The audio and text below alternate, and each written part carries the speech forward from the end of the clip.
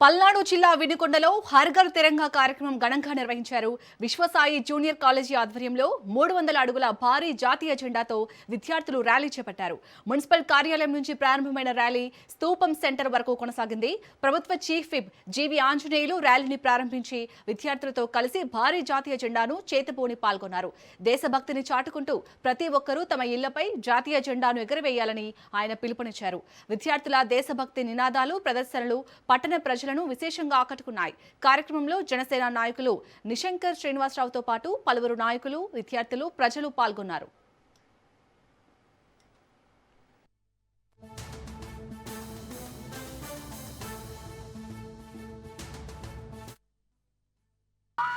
విద్యార్థులందరికీ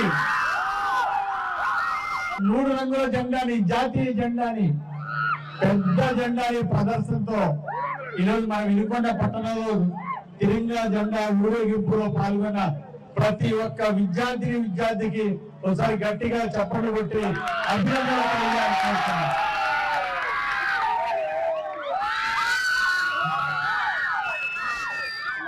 చేతిలో జాతీయ జెండా, గుండెల నిండా దేశభక్తి, దేశాభివృద్ధి కోసం ఈనాటి విద్యార్థులు, నేటి విద్యార్థులే రేపు భారత పౌరులు.